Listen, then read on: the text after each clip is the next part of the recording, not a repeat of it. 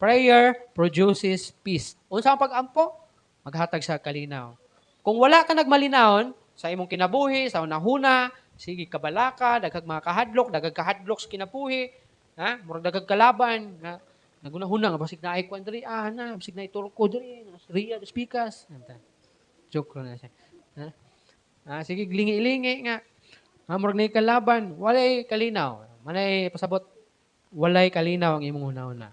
Pero, kung ikaw magmainampuon, there is peace. Bisan pag naay nagtinguha nga mapatay sa imo, may kalinaw ng unahuna nimo. Hindi ka mahadlok o di ka malisang tungod kay mao na ang ma-provide sa Ginoo, mahatag sa Ginoo sa imo ha.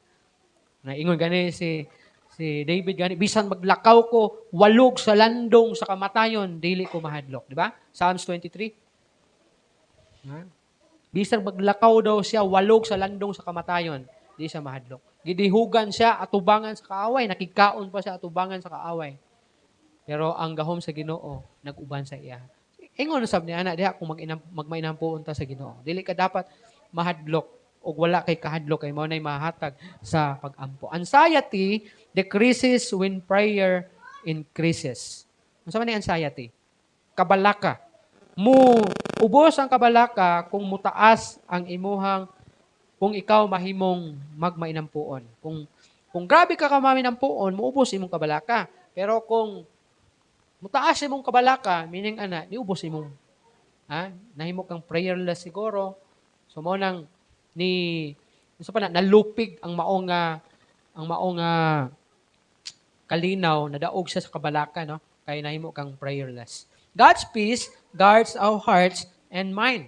Unsa daw? Ang kalinaw sa Ginoo mag-guard sa atong heart ug sa atong una-una. Nga naman, dili man magikan atong kabalaka, kahadlok, kalisang, unsa pa na mga anxiety nga ang gina-fight sa atong kinabuhi, dili gina magikan og diri sa atong heart nato. Ana kung magmainampuon ta sa Ginoo, iyaha nga gwardyahan. Gwardyahan ang imong una-una, ang imong heart nimo gwardyahan para dili makasulod ang NBI, ang kabalakas kinabuhi, no? Bitaw nang murag sa Senado, no? Gibalbag na lang to sa NBI itong likod bitaw. Kinamay usa agabantay. No? Ginagwardyahan man. Maong manang hantod karon nag-away pa sila dira kay kinsa gyoy kuan nila sad-an, no? So, inana buhaton sa Ginoo, gwardyahan para dili musulod ang kabalaka sa imong kasing-kasing ug sa imong unahuna. Philippians 4:6-7 unsay giingon?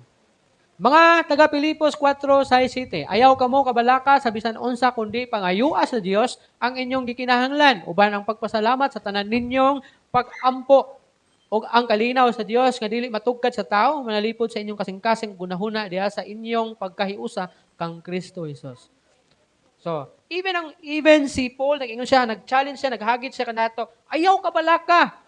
Inoon pangayoon daw nato sa Ginoo ang gikinahanglan nato uban ang pagpasalamat sa tanan natong mga giampo diha sa Ginoo. Ug ang kalinaw sa Dios dili matugkad sa tao.